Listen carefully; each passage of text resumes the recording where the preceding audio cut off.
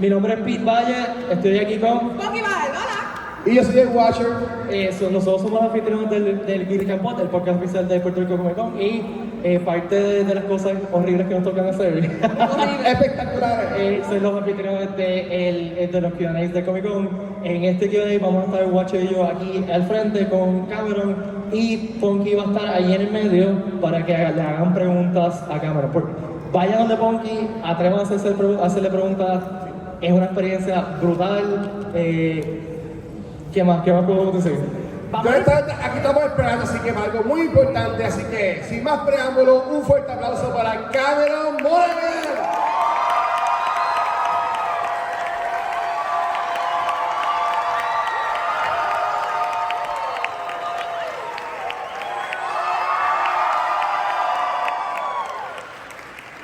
Hello, Yes. hello.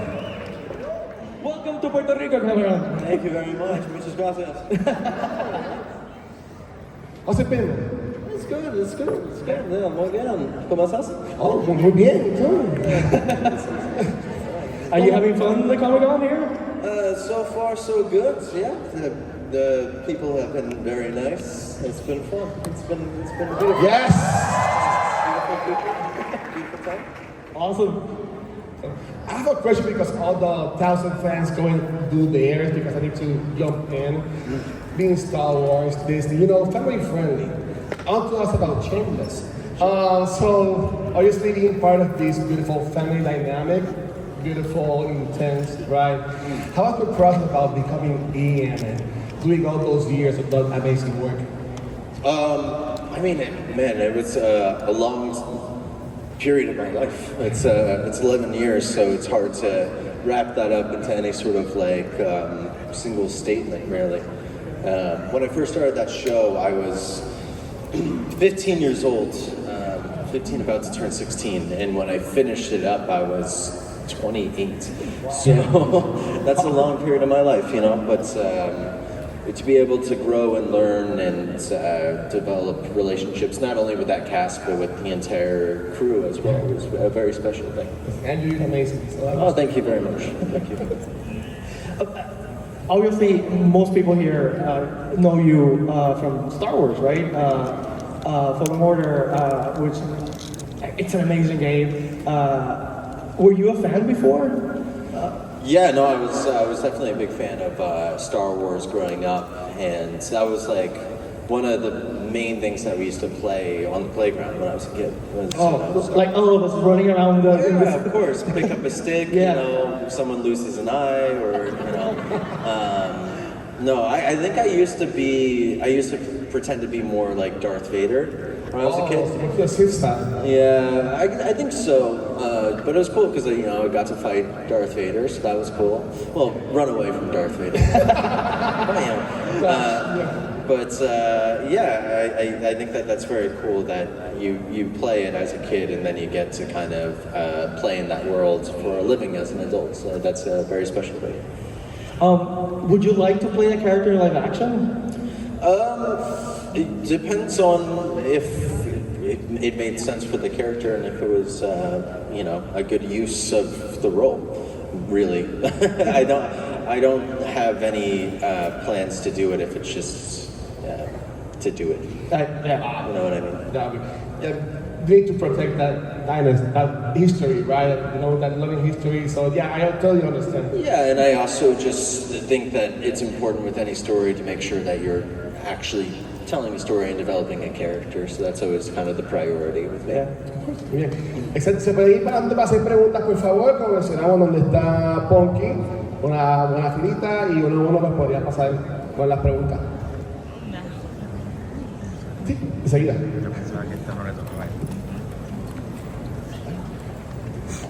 Okay, so hi Cameron, my name is Christian. Hello. My question for you is, how did it felt the first day stepping as Cal Kestis? The first day, I don't know. I mean, I think the first day, I'd never really worked in performance capture, motion capture before. So that was kind of interesting because there's a lot of different things that you have to do on a motion capture shoot. You have to shoot. You have to wear a suit. And you have to wear this like strange suit that is like made out of like Velcro and stretchy spandex, and it's very kind of vulnerable when you first put that on because there's not a lot of hiding in that thing. And you have to like calibrate it.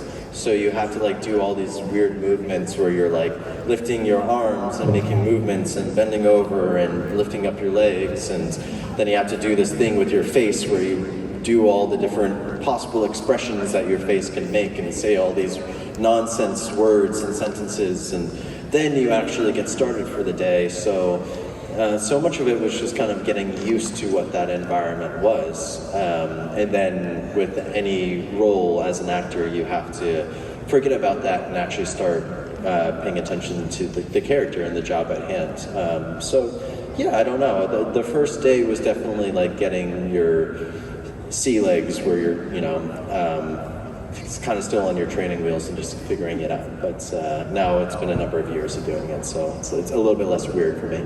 When you motion capture like that, when you say your lines, are they recorded, and are those the lines that are used for the game, or do you have to re-record those lines again? Oh no, that's all. What you see in the game is the performance that we shoot on a day. Okay. It's essentially like pointing a camera at somebody, except in a motion capture studio, you're surrounded by like 80 or 100 different cameras, but it's the same process as anything else. Thank you. Thank you. Hello, Cameron. Forgive me, this is going to be a little lengthy questionnaire, but my name is Questionnaire? Yeah. Oh my gosh. We don't have all day. It's the IRS. They finally found me. Well, first of all, welcome to Puerto Rico. And Thank you very much. I just want to say, it's so interesting because not too long ago, I just met up with Ethan and some friends at a Bomba event. So to see you, cool. This is very exciting. Right on. And I wanted to take the opportunity to just ask you, me being part of a gender fluid gay community, your character as Ian Gallagher resonated with me the most. And there was an episode in season 8 in which you had to stand up to the community as gay Jesus. And now that we're here in the season, to honor our king, what would you say you got out of that episode, or specifically playing that character at that moment? Yeah, it was interesting. I'm not a writer. I was never a writer on the show, but we had a pretty big LGBT plus contingent in the writers' room. I would say that over half the writers were, gay or somewhere on the spectrum. And there was a lot of consideration, and there was a lot of stuff that was specifically cracking them up and jokes that they were putting in, for representation in their community, which I really appreciated. And it was fun to be able to explore that and kind of be, at the forefront of having that conversation. I think that, by season 8, there was a lot of media on TV or streaming that was tackling it, but when we first started the show, there was less representation. And it felt a little bit more edgy in that way. And so over the course of the show, we had to kind of go further and further, I think, to kind of keep pushing in new or unexplored territory. But that was definitely a very out there storyline, but one that, it was fun. And so many of the people who were kind of in that group who were, supporting actors or background actors for like that church or that episode specifically were like LGBT teens who had grown up watching the show and were very excited to come on and be a part of that. So I thought that was really cool. So yeah, it was fun. Thank you so much. Thank you. Hi, Cameron. My name is Ana Marius. It's great to meet you, man. I love Cal Kestis. Oh, thank you very much. Nice to meet you. So basically, Dude on the Right took my question. I'm sorry. My right. I just wanted to know if there's any possibility we're going to see Cal Kestis on the big screen, either live action or animation, Flow Clone Wars, Rebel, something like that. I don't know, man. I think you might have to take that question straight to Lucasfilm. But you do it though. You know, I think it's just about whether it's right or not. It has to, you know, I think that if it is a good opportunity and it makes sense, then sure, let's... I do hope we get to see it. Oh, thank you very much. I think we all do. Great meeting you. Thank you. Hey Cameron, my name's Gabriel. So before I knew you from Cal Kestis, I saw you in Gotham. Yes. Jerome. Yes. That was awesome. That's my guy. But my question really has to do because you go from this psychotic character in Jerome to do Cal Kestis. So which character, and it was a great, like both performances are great. Which of those two characters do you think people are going to mostly remember you by, Jerome or Cal Kestis? They're both great, by the way. I love it. Do you think that Jerome was psychotic? I thought he was a really normal, well-adjusted guy. What was that normal about what he was doing? Chill guy. Yeah, he was cool. He was like, he was a nice guy, I would say. Yeah, very friendly. Very friendly. Well adjusted. Yeah, I don't know, man. I don't think you can really be concerned with like what you're going to be remembered by, or I don't know. I think that all things are temporary and we're all gonna die one day. So I don't know. Is that the answer you wanted to hear? That's a great answer. Nothing matters. We're all gonna die. All right. Have a good night, everybody.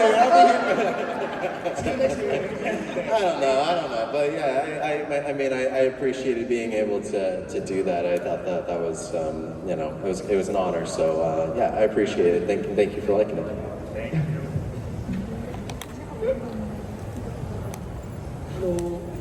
Hello. My name is Leon. I just have a quick question. I've been playing D&D and different things regarding acting and voice acting. And as an aspiring voice actor, you kind of like made me see different ways that you can perform a character and different roles. And I've been very inspired by your performances. And I was curious to know, like, what would you say to new voice actors and actors that come into the future? What would you recommend to them? I mean, I think that specifically with voice, technique is really important and something that you should keep trying to learn and craft. It's ultimately your voice is an instrument, and instruments are limitless by nature. There's always more to learn and more to hone and more to craft. And I wouldn't really necessarily consider myself a voice actor ultimately. There's a lot of really incredible voice actors who are capable of doing things that are, to me, almost unfathomable with voice, who I very much admire. But yeah, I would say continue learning your technique and work on new things, and also listen and pay attention to other people. That can be something as simple as when you're sitting on like a bus or you know, walking down the street or something, and you hear somebody with an interesting way of speaking or expressing, taking note of that and trying to replicate that on your own time. I wouldn't necessarily do it to their face. People don't always love if you're, you know, imitating them, unless you're really good at it, in which case sometimes people find it flattering. But yeah, I don't know, just keep working on it and explore. Why are you staring at me? Thank you very much. You're very welcome. Nice to meet you.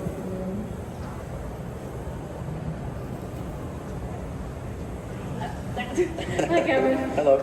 My name's Veronica. I have a very short and simple question. Did you get to keep the poncho? Oh, really good question. Well, they're mostly virtual. So, yes. No, I have a few ponchos in my collection. Yeah, but I'm always looking for more if you're offering. Yeah. I can make you one.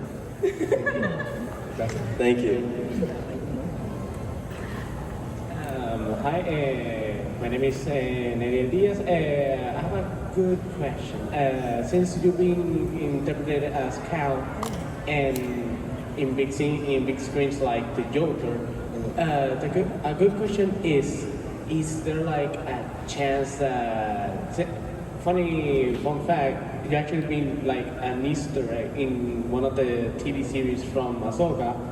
Is there a chance that you will possibly be in another video game with maybe the same action, or just in big screens in general? Would I be in another like video game, meaning like not like Star Wars, just like another video game in general? Yeah. I don't know. Honestly, I'm not sure. It was never really a goal of mine necessarily. Like I grew up playing games, and I like games a lot, and I think they're a really cool storytelling medium. But I also think it's kind of cool, like to maybe only work on like one series and have like a really cool one thing that you do, and then that's kind of like a mic drop in a way, isn't it? So it's kind of cool. So I don't know if I'll ever do another one. I'm not sure. Thank you. You're welcome. Hi Cameron, my name is Carlos Rodriguez from Habla Gamer. Nice gorilla shirt, man. Yeah, representing. Thank you. Since you play Call Kestis in a video game and we will possibly see you the transition to film, how much freedom do you have for the character, or what do you contribute to his development? And also, what do you think of Call Kestis embracing the dark side on the second game? Yeah, so it's interesting because it's like we have a really great team of writers on the Jedi games. That being said, I think that as an actor, you're kind of advocating for your character, and you spend a lot of time understanding who they are and where they're coming from. And so you have to learn how to protect them and make sure that what is being said or done makes sense situationally for them. Obviously, you take what's being written and you try to work out a reason or justification for why that's happening. But if you don't see a justification, or if you see a better way that that could be handled, then that's a conversation that probably needs to be had. When we were working on the first, we developed like a rapport and ability to be able to communicate that pretty early on in the process. And thankfully, that team, especially our head writers, Danny and Aaron, were really open to kind of conversation and feedback. And we would always have rehearsals before we would actually go and shoot it. We'd have rehearsals the day before, and then the next day, if writing needed to be done, we could rewrite and then come back the next day and shoot it. So there was a number of times where we would do that, and I wouldn't be able to tell you line by line who did what and when, but because it's more of it's more fluid than that. It's kind of a conversation.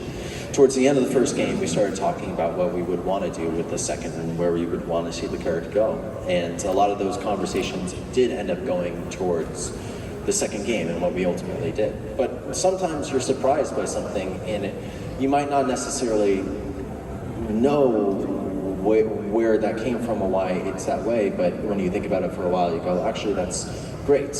And sometimes you want to be surprised or taken to places that are not as familiar. You have to push yourself outside of your comfort zone as well. So, I don't know. It's a. I don't think that you have like a clear way of saying, oh, I contributed X percentage of this, really. But thankfully, they're always very open to having a conversation about it. Thank you. And the other one, what do you think of Call Kestis embracing the dark side of the video game? I don't know. I don't know. I think it's too early to say.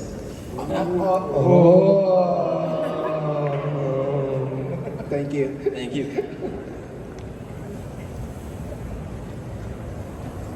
Hi. Hi, Cameron. My name is Alina, and I'm nervous, I'm sorry. That's okay. So coming from such a like smaller type of fandom like Shameless, and then just getting thrown into this big, already stabilized fandom that is Star Wars, were you scared? Because I'm scared of Star Wars fans, and I've been a Star Wars fan for like 10 years. I don't think scared would be the right way to describe it. I think that cautiously optimistic, generally, with most things that you approach. If there's no sort of, intimidation, then you have to ask why you're doing something. Again, it's that thing of you don't want to be in your comfort zone all the time, and I would say that with any role, and I don't really particularly care about whether it's a franchise or not. Some of the most challenging roles are ones that are, not based off of anything or have an existing fan base. But really, ultimately, the way that I approach it as an actor is I care the most about the character and the story itself. And I felt like there was a story to tell, and there was a unique angle to that story that I had not quite seen before. So that was what I thought was cool about it. Thank you so much. Thank you.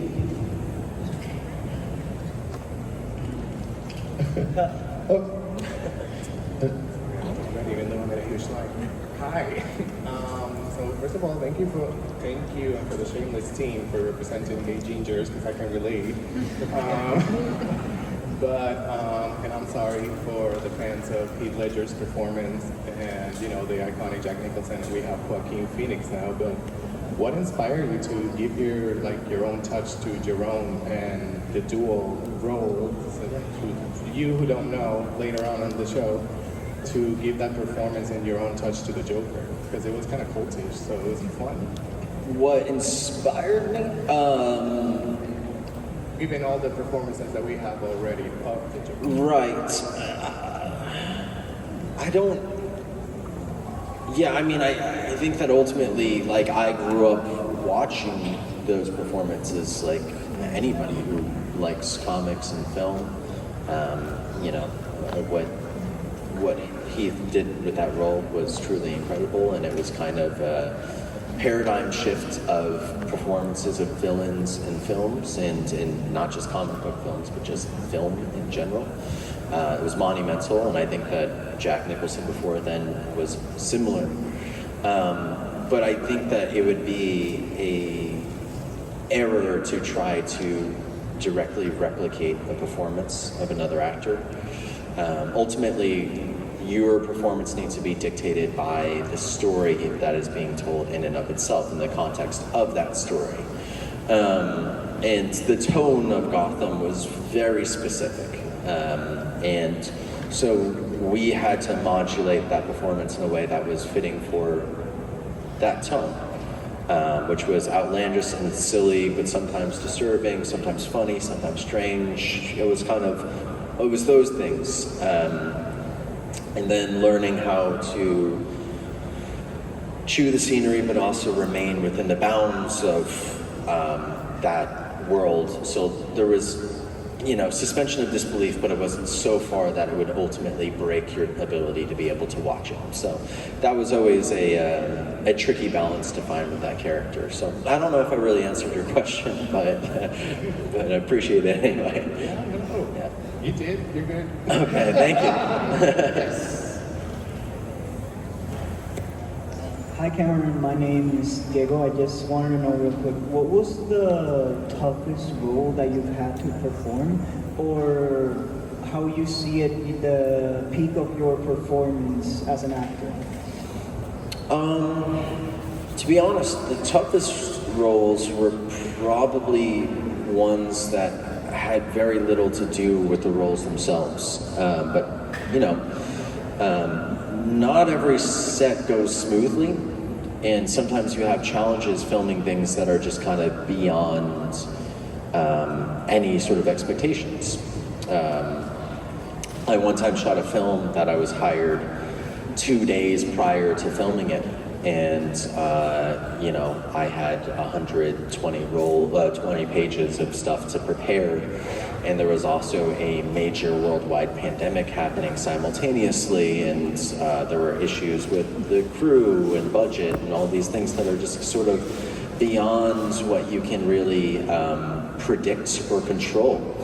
And those kinds of shoots are really tough because actors are very front-facing, and people will ultimately kind of put it on the actors and say, oh, well, they're bad and that's a bad thing. And it's tough sometimes because you're like, well, if anyone knew what this environment was like, they would go, I'm surprised the movie was even able to be made.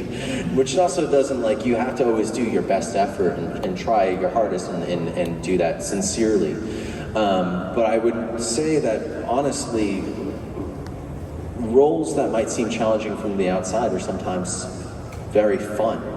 And if a set is run well, it gives room or space for the actors to be able to play and express.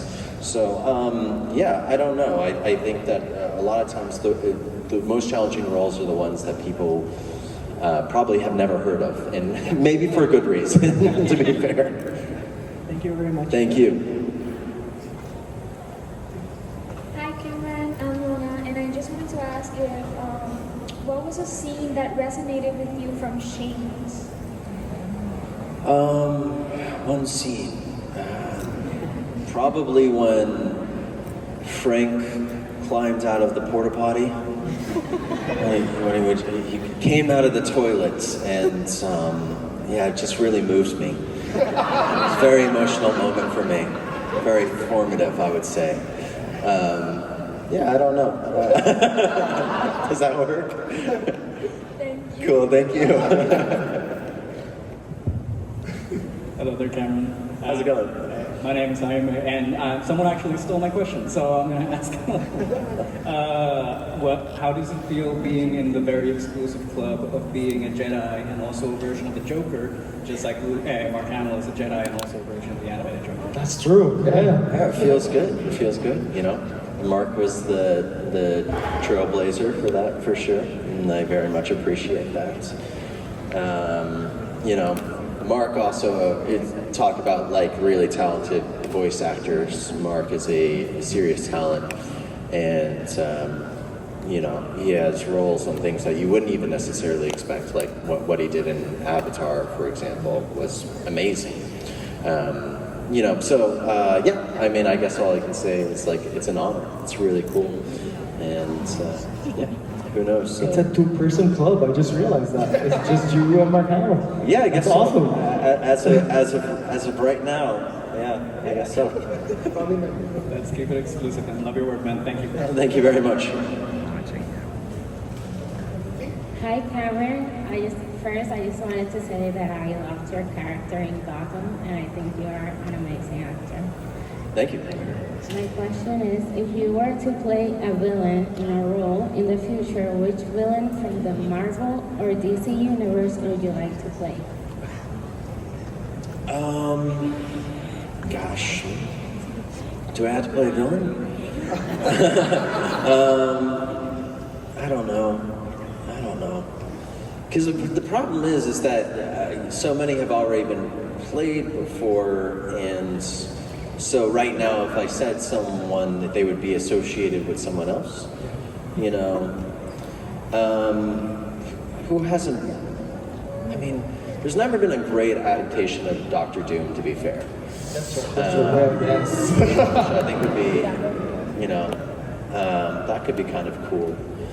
That would be amazing. Brainiac would be kind of cool. Yeah, I think I would like to do something, you know, there's also something kind of interesting about roles that you're not necessarily, your face is not necessarily on screen. Like a Doctor Doom or Brainiac, which I think is kind of cool. Green Goblin when he's behind the mask, you know. Yeah, I don't know, maybe something like that. Thank you. Gracias. Hi, Cameron. My question is, you played a bipolar queer character in Shameless. How did that role affected you personally, and how did you manage to, realize what's fake and what's reality from it?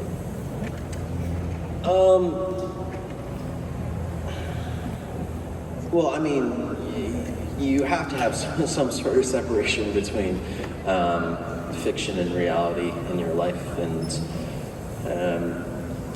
you know, I don't want to get into the different methods of method acting and how to approach that, because I think everyone will be asleep after I speak for the next few hours. But you know, I think that it was really great to be able to play something that was a kind of unique perspective and humanizing of those issues that, you know, I think that even now talking about mental health and mental illness is still pretty stigmatized and kind of difficult, and something that I think a lot of people feel shame about, which they shouldn't, because it's just, it's medical like anything else, and we're all made different ways, and I don't think that there's any problem with wanting to get help. You know, and I guess that was something that was nice about the storytelling with the Ian role, was there was continuing. Life carried on, and we got to see him go through different things and different challenges, and sometimes those challenges were pretty to look at, but sometimes they were, you know, meaningful, and we got to understand and empathize. So I think that was, yeah, that was really great. Thank you. Thank you. Gracias. Hey Carl, Bunker. My question was already partially answered, because I wanted to ask if Carl would be again tempted by the dark side. But besides that, I wanted to have a little bit of your insight in what could be Bode's like ultimate objective in infiltrating the Mantis group, because I feel that wasn't explored much in the second game, so I was curious about that. I mean, I think that's more of a question for Noshir, who played Bode, than it is for me, really. Yeah, I wouldn't want to be able to speak on another actor's character or their motivation, ultimately. Yeah, I wouldn't want to speak for somebody else. Yeah.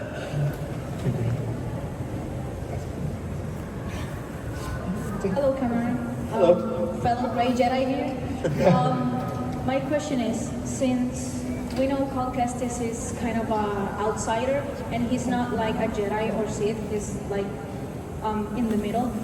Following that path, which character of the Star Wars universe Cal Kestis to encounter, and why is it Ahsoka Tano? I think Cal is pretty squarely a Jedi. I don't think he's. I kind of disagree with that assessment, I have to say. You said we all know, but I don't think we all do. To be fair, but that's okay if that's how you feel. But I think that one of the interesting things about what we've done with the stories is that there's nuance to people, and when you live your life by one sort of like credo or restriction, that becomes very restrictive and can become an issue. And I think that within the story of Star Wars, the Jedi were so kind of constricted that it ultimately led to them being deceived and kind of their downfall to a certain degree. And I think that, you know, you can be a good person and also have some moral complications in your life. And if anything, I think that makes you kind of a better person, that you still try to do the right thing even when you have challenges facing you. And I think that was one of the main things we wanted to explore with Cal.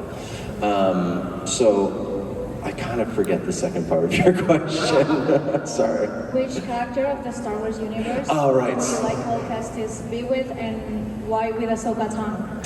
Right. Dexter Jetster is not an option, because I think that Cal could probably run the diner with Greaves and everybody, and we could just like eat pancakes for like a spin-off possibly.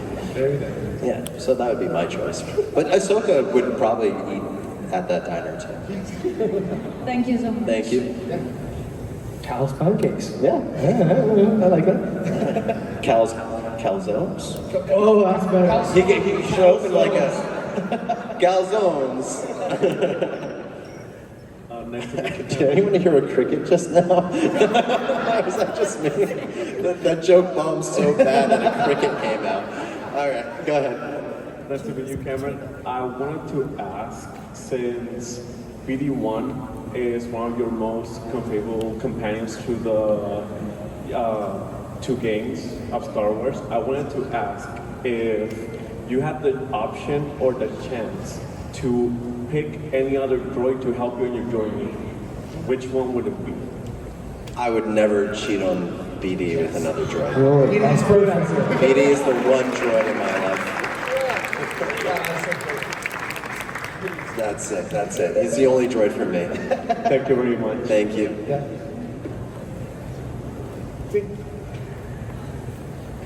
Hi. The question, I am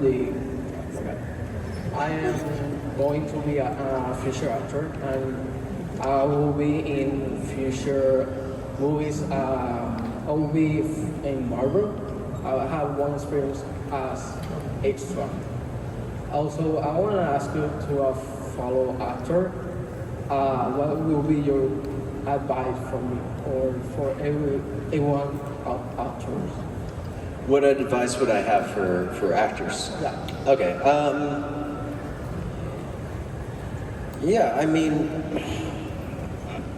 ultimately, you have to find what is truthful for you and find your own voice. But what you have to do is you have to keep learning from other performers, but you can't make the mistake of trying to emulate them.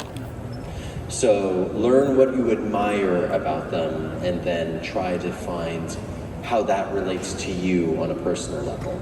I think that's a mistake that a lot of young actors make, is they think, well, I'll just do what Robert De Niro does or something. And it's like, well, no, that's Robert De Niro was who he was because of how he was a authentic representation of him in himself. So I guess that's kind of like an important thing. So I don't know, I guess that would be my immediate advice, man.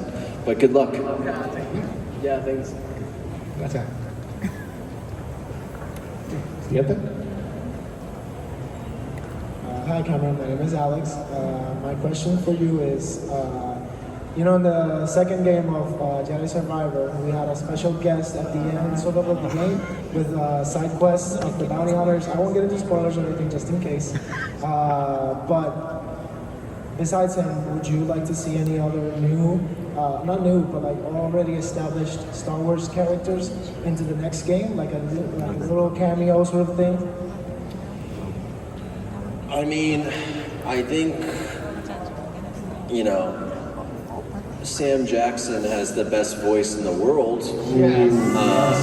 But I don't know if we would be able to afford him. But I do love me some Samuel L. Jackson. I think that, he could read the phone book and I would listen to him. So yeah, if we could get him in the game, that would be amazing. Thank you very much. Thank you. Hi, Cameron. My name is Marcus, and I'd like to ask, I want to bring it back to the mocap part of specifically the second game. What was your favorite 2 stances from the game has a 2 stance thing that you can switch between the 2 stances. What were your 2 favorite while shooting the mocap scenes? Well, things that are in the game are animation.